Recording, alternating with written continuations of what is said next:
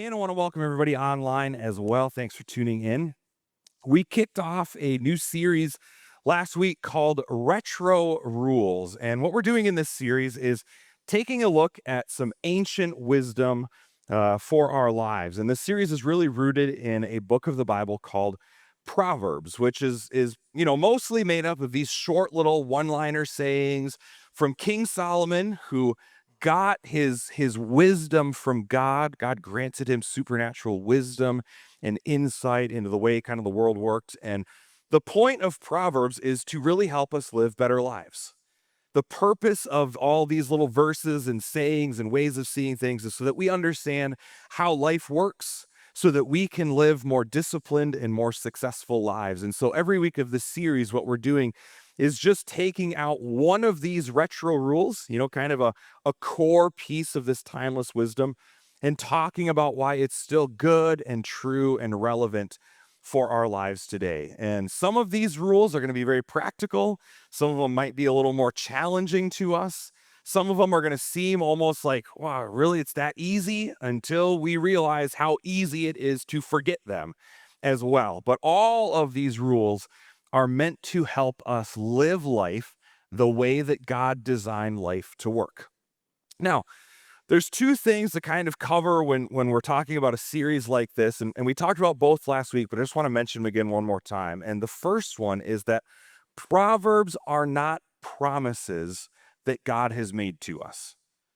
If we follow or apply these proverbs to our life, it doesn't mean that our lives are going to be rosy and everybody we run into is going to be nice and we'll always get what we want, white picket fence, American, dream sort of thing. Instead, what these proverbs are just principles, godly principles that, generally speaking, across all people, across all time, usually the majority of them, even regardless of faith, they are going to work. So Proverbs, not promises, but they are principles. That's the first thing. The second thing is that these proverbs, these retro rules, have nothing to do with being right with God. Whether we follow these instructions or not, it doesn't change our access to God. It doesn't change whether or not we go to heaven after we die. And I think a lot of pastors and a lot of authors, and even just kind of take a step back, Western Christianity in general, we can so easily mix up and confuse being right with God versus following God. And when we put our trust in Jesus, when we believe that he paid the penalty for our sins, that there's no way to be right with God apart from him, when we put our faith in him, we are saved. We are right with God, independent of anything else we might ever do. It is secure and done. But the intention, God's intention in saving us is not only for a relationship with him, but also that we would learn how to follow him as a result.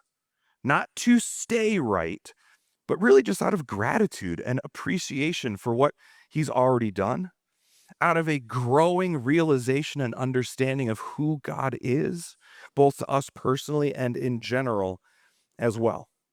Now, last week we kicked off this series with really what I think is the most foundational retro rule of them all, and that is to follow God's instructions.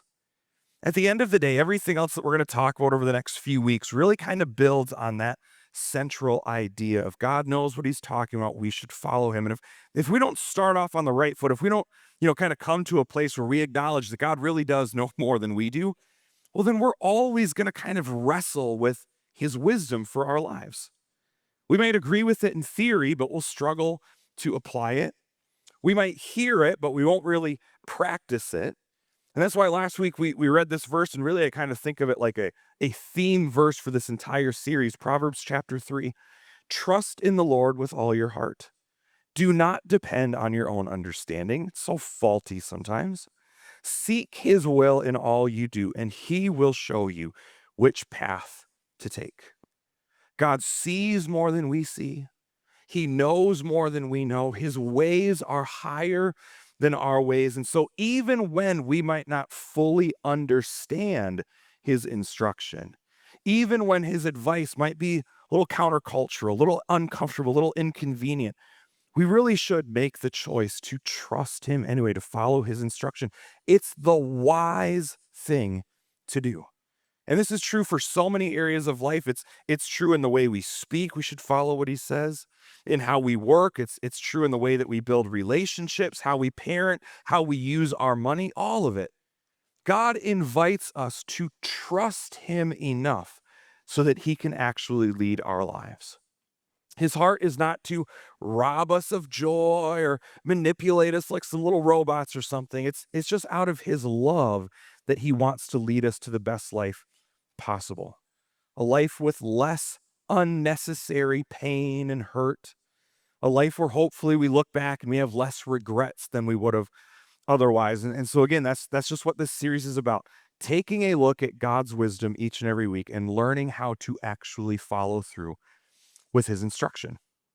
Now, over the last 20 years or so, there have been quite a lot of, I guess you could say, hobbies that I've had. And maybe you'd be inclined to think that I just have a really broad range of interests or that I have ADD and can't focus on one thing or something. But if I'm being honest, it really has more to do with the people I hang around than anything else. Besides playing guitar, most of my hobbies just kind of mirror whatever my friends are doing at the time. Before my wife and I had kids, when I had this awesome thing called free time, um, I got really into video games. And not just video games in general, but specifically Call of Duty. Any anybody play Call of Duty? Okay, 3 of you. Wonderful. The rest of you just sit and listen. I'll get to another example in a minute. But my friend at the time was very much into this game Call of Duty, and so I started playing it as well. And my wife can attest to the fact that things escalated pretty quickly. It wasn't long before I was playing for hours at a time, sometimes 2 or 3 in the morning, and joining all these different clans and groups. Clans with a C, okay, not with a K. But some of you will get that later on. Don't worry. And I'd have on my little Bluetooth headset so we could nerd out and talk to each other, all across the country. And I mean, I just went all out in Call of Duty. But then we both kind of got busy and started having kids, and he stopped playing, and so eventually, so did I. It's actually been probably, 15 years since I've even held a PlayStation controller. Then a few years later, I got really into riding my motorcycle. There were 3 or 4 friends here at church that were all into riding, and so I wanted to, get into that as well. And I would just ride anywhere. There were a few summers where I would take these long bike trips out west. There was one specifically where I rode about 5,000 miles in 8 days. I mean, I would just go anywhere I could. I loved riding my motorcycle.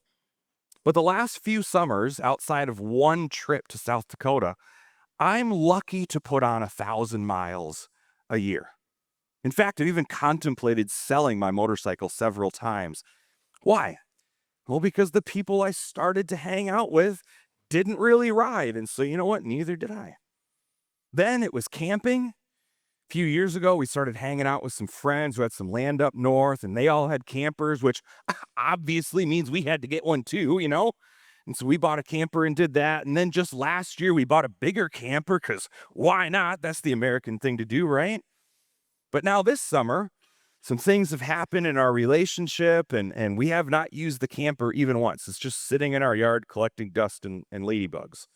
And we're thinking about selling the camper and getting a pontoon. You know why?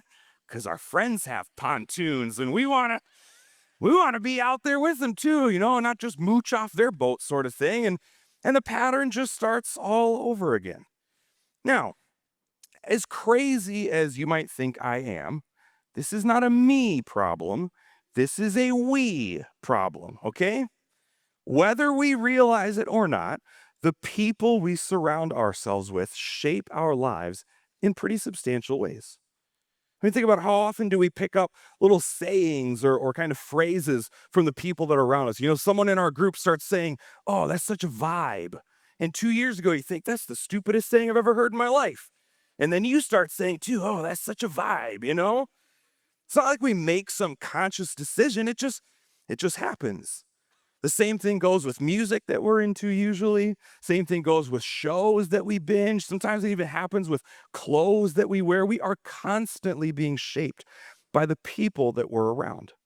And sometimes that can be a really, really good thing. Some of us have gotten healthier because a friend invited us to go to the gym with them or take a walk in the morning.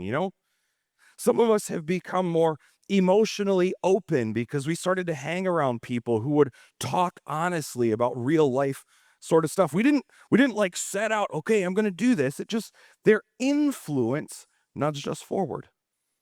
Our growth just kind of rubbed off from being around them. But the flip side is true as well. Nobody wakes up one day and says, I'm going to make a vision board for my life that I want to be stressed and depressed and angry all the time. But it's happened for some of us, hasn't it? Slowly and subtly, but through the people that we're closest to. Some of us have made financial decisions that we hugely regret, not because we wanted to be reckless, but because the people around us just made it seem normal. We went on a trip that we couldn't afford. We made a purchase that we didn't need. We live a lifestyle that's just always maxed out and stressed out, and eventually it catches up with us. And it affects way more than just our bank account. We've all felt it. It bleeds into our peace and our sleep and our other relationships. Some of us were struggling in our marriage. We want a healthy relationship with our spouse, but the people that we spend time with, they don't really value that. The guys we talk to are always joking about their wives, or the women we hang out with are always cutting down their husbands behind their backs, and we just start to absorb that mindset without even realizing it. We lose hope, we lower the bar, we just begin to think that dysfunction, well, this must be normal. Everybody else is doing this. It happens with addictions, whether that's to alcohol or porn or weed or pills or whatever it might be. We tell ourselves this, I'm not going to fall into this. This is not going to get a grip on me. But how often do we go back to the same people and same rhythms and the same environments? And you know what? It just sucks us in all over again. That doesn't mean that we're weak. That means that we're human. And humans, we are shaped by those around us. The people who are close influence us the most. And science even backs this up. There's a study done by Harvard a few years ago that found if someone in your circle of people becomes obese, the chances of you also becoming obese go up by over 50%. Doesn't even matter if they live in a different state, their relational influence has a huge impact. But the flip side is true as well. That you know what? If you set a health goal and you share that with a friend, your chance of success goes up by 65%. And if that friend checks in on you and holds you accountable, it skyrockets to 95%. Who wouldn't want to take those odds? That's not coincidence, that's influence. That's the power of association. And here's what we need to be especially aware of in our culture today. This is not just about our friends and people that we might see face to face. This also includes what we take in online. Who we follow on social media shapes us. What we scroll on TikTok absolutely influences us. The shows that we stream on Netflix, the news sources that we tune into, the podcast hosts that we listen to, the music that we download, the same principle applies across the board.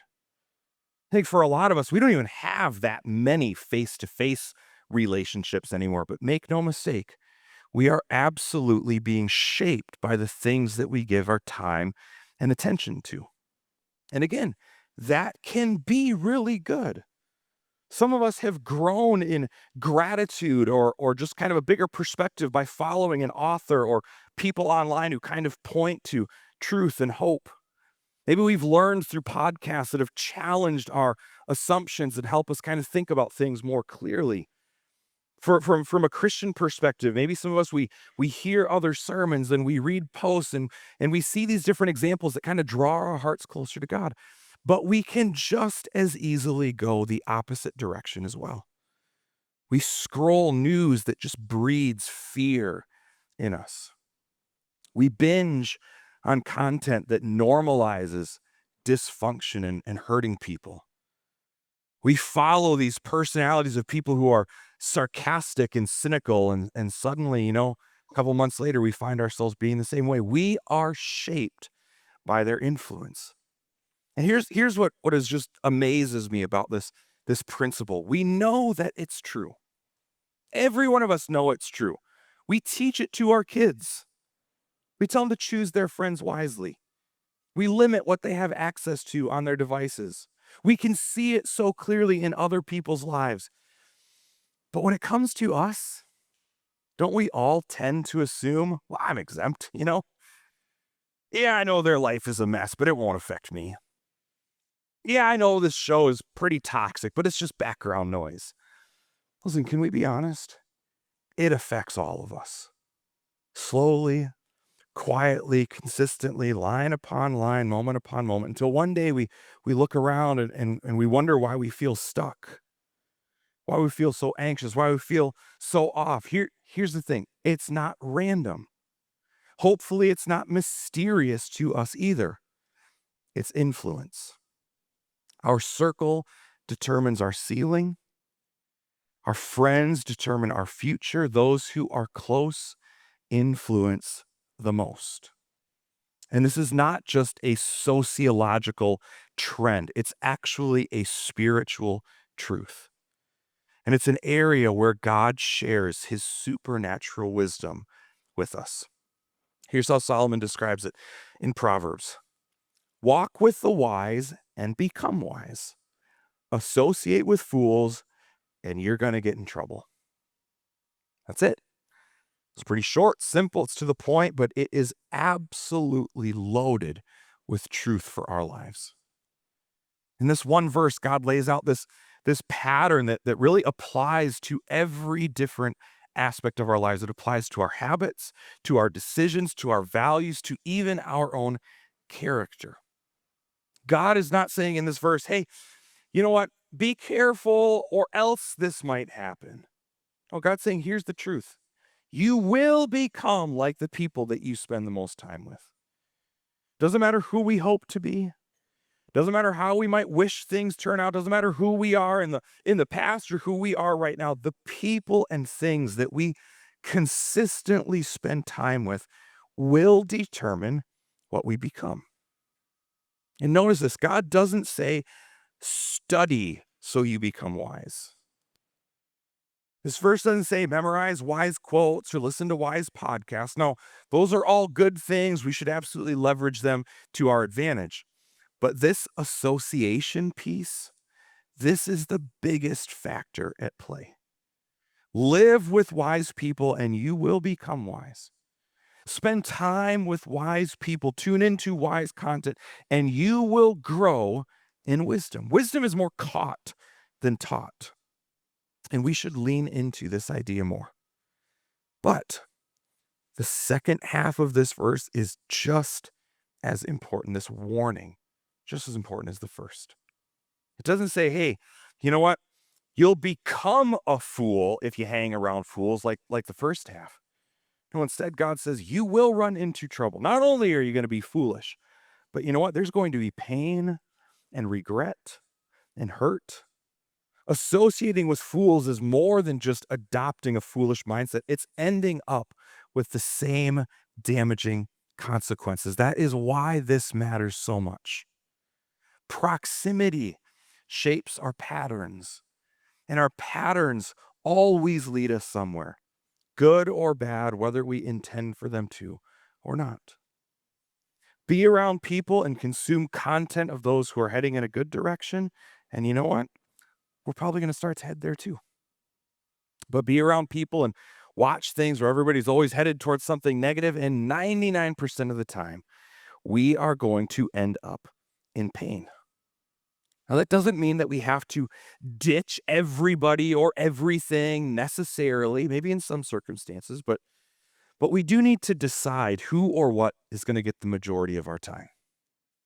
It's not so much about cutting as it is about just intentionally choosing who gets to be close and what gets to have the most influence in our lives. We should be surrounding ourselves with people who are living the kind of life that we want to live. We need to tune in, give our attention towards people who are headed the direction that we want to go. Based on God's limitless wisdom, knowing how we function as people, being able to see our tendencies and how we can all be influenced so easily, out of his love and his care and his concern, he gives us this rule for life. Choose your circle carefully. Choose your circle carefully. We don't just drift towards a better life. We walk into it with the right people headed in the right direction. We take on the values and priorities and habits and attitudes of the influences we allow into the circle of our lives. So let me ask the obvious question then for us to ponder. Who's in your circle? Who's in your circle? I'm not talking about just acquaintances or that one neighbor you see twice a year. I mean, who are the core people and core influences in your life? The people that you hang out with the most, the ones that you text several times a day, the channels and accounts that you're subscribed to. Because God says those are the ones who are shaping us, whether we realize it or not. Who's in your circle? And then maybe even more importantly, are they helping us become who we want to be? Or are they holding us back? When it comes to finances, are the people that we're surrounding ourselves with, are they making wise financial decisions? Are they people who live within their means, who make a plan and follow a budget? Are they people who are generous, people who are content with what they have? Or are we spending time with people who spend recklessly, who just chase the next new thing, who normalize insane amounts of debt and financial pressure? Because here is the truth. If the people in our circle are living paycheck to paycheck and always stretched thin and always stretched out, it will start to feel kind of normal. And when something starts to feel kind of normal, start to think it's okay, even when it's not. Is your circle comprised of people who will make your financial future better or worse? How about when it comes to parenting? Are the people that you're closest to, if they have kids they're raising, are they raising their children with intentionality? Are they present? Are they involved? Do these other parents discipline well? Heck, nowadays, do they discipline at all? Are they concerned with long-term character development? Or is the focus of them and their kids just what's the next activity I can run them to and what's the next sports medal that they can achieve? If we want to parent our kids well and raise them to be responsible, healthy adults, well, then we should surround ourselves with other parents who are trying to do that exact same thing. Parenting's hard. It takes a lot of effort and a lot of work, and it's way too easy for any of us to slip into bad habits and take shortcuts if that's what we see the people around us doing. Whether our kids are 2 months old or about to graduate next year, are the people in our circle helping us become a better parent for our kids or worse? How about who's in your circle digitally speaking? Are the podcasts that we're listening to helping us become a better or worse spouse? A better or worse employee? Better or worse with our mental health? Are the shows that we're streaming and watching encouraging gratitude and contentment or envy and entitlement? How about the music that we listen to? Does the catalog of songs on our phones or just the lyrics playing in our head all the time, do those songs leave us with more joy and peace? Or do we feel more anxious and short-tempered when the music stops? Proverbs 27 says this: As iron sharpens iron, so a friend sharpens a friend. This is true. We should leverage it to our benefit. Some people and some things make you sharper, and other people and other things slowly dull us over time. And you know what? Usually it's not anything extreme that makes it happen like a light switch. It's just the slow erosion of standards. It's the unspoken kind of perception we get that, well, nobody else is really growing, so why should I? It's the ease of just, let's just go with the flow with everybody else. And eventually we start to feel stuck. We wonder why our motivation is gone, why we seem to be coasting, maybe why things feel off, why we're not better off or further along than we thought we'd be at this point. But I wonder if the truth is this: maybe we're not so much stuck as we are just surrounded with the wrong voices. And again, this doesn't mean we've got to excommunicate everybody who has different values or different ideas or lives differently. But it really does come back to this time-tested principle. Choose your circle carefully. Are the people in your circle helping to push you forward, or are they just holding us back, pulling us back? Is the online content that we're engaging with limiting or lifting our potential? Are the voices that speak into our lives helping us move towards who we want to become or not? Maybe they're just subtly normalizing all the things that we're trying so hard to leave behind. No matter how strong we think we are, we will start walking in the direction of whoever and whatever gets the majority of our time. It's just the truth for every single person, no matter what our goals may be. This is a principle that is either going to help us or it's going to hurt us. But I think out of all the different ways to apply this principle, I think the most important one would be for those of us who are Christians. Because for some reason, we tend to treat this principle like it's optional when it comes to faith. Somewhere along the line, we started to believe that our relationship with God was a private matter. And you know what? It is a personal matter, but it is definitely not a private matter. We've bought into the lie that faith is supposed to be something that we manage by ourselves.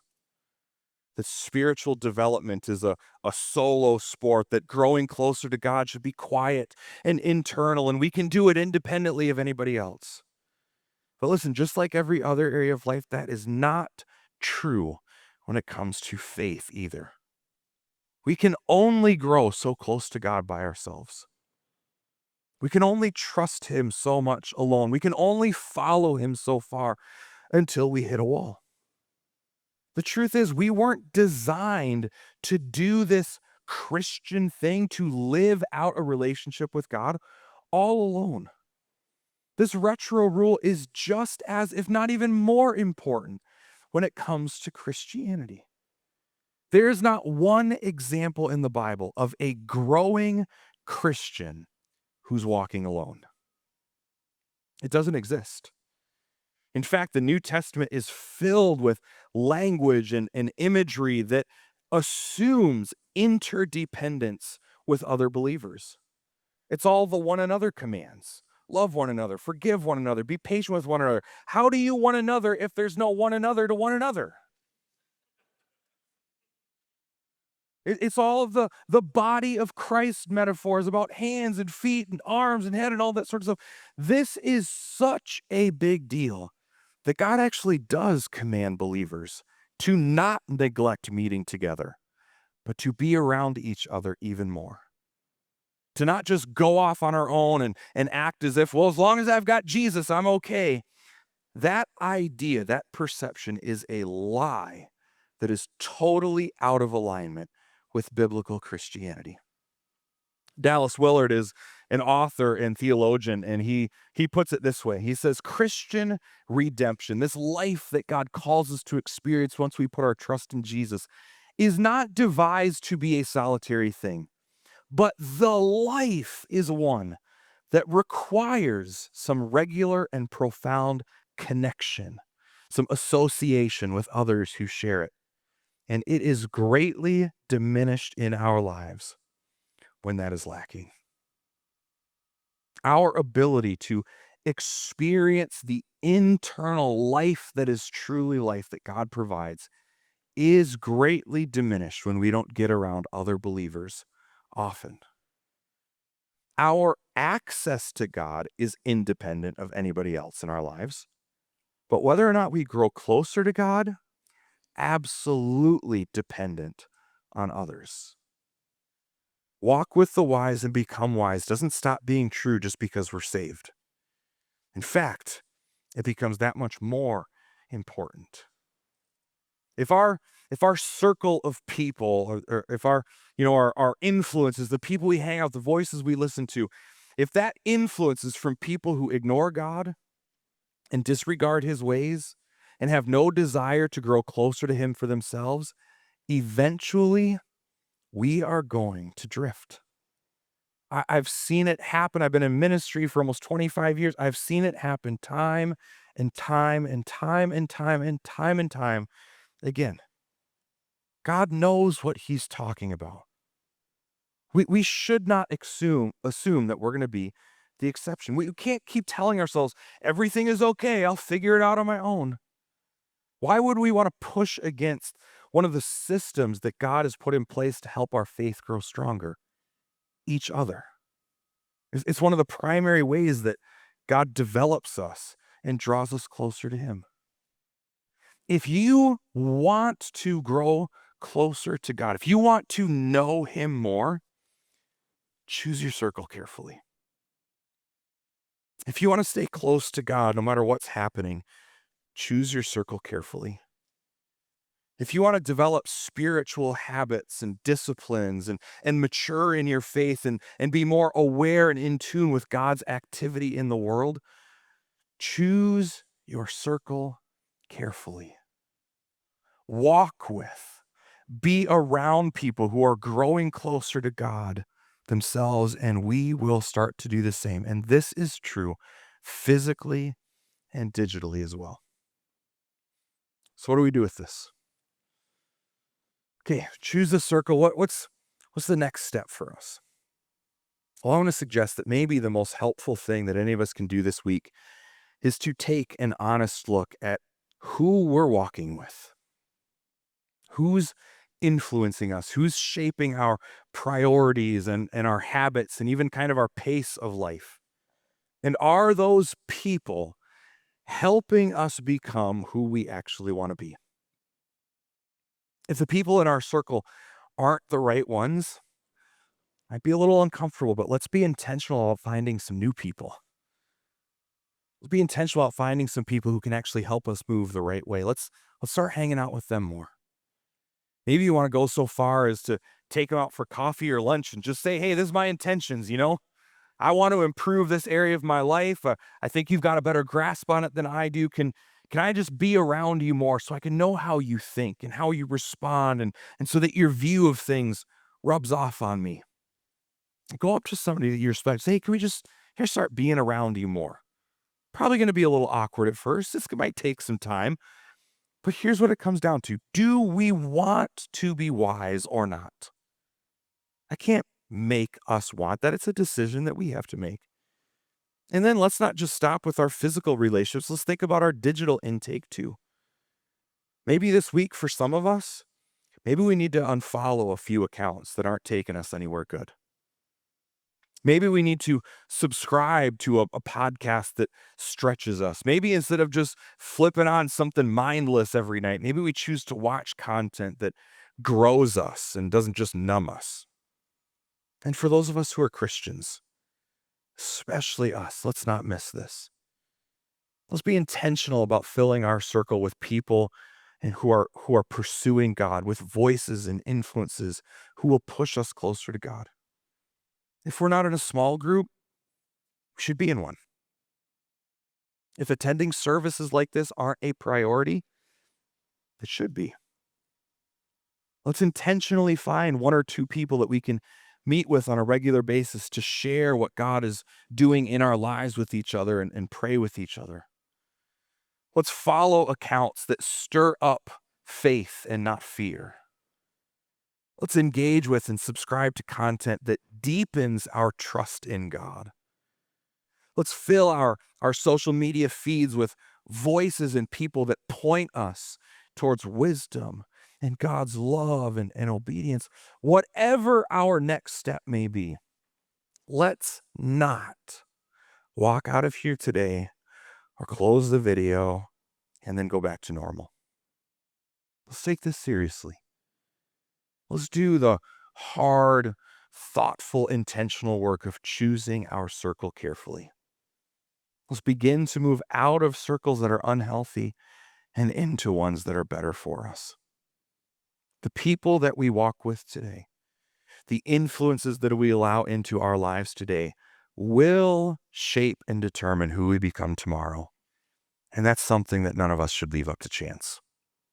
Let's pray together. Father, thank you. Thank you. Thank you for sharing your wisdom with us. You don't have to help us live a better life. You could, you are God, you are holy, you're set apart. We're nowhere close to you. You could let us suffer the consequences and just try and figure stuff out. But God, we are so grateful that you have shared with us how to do this thing called life better. And specifically when it comes to the people and influences, Father, I pray that you would help us see things clearer. I pray that you would speak to each of our hearts. Help us to identify relationships and influences that are not helping us grow. And God, give us courage and a stronger will, I guess, to invest and engage in ones that are. Father, I pray that you would help us not just hear what you have to say, but help us actually do it. Help our trust in you grow so much that following your instruction just becomes the natural thing to do for us. Open our eyes, God, to the relationships and the content around us that most of all will help us draw closer to you. We pray this in Jesus' name. Amen.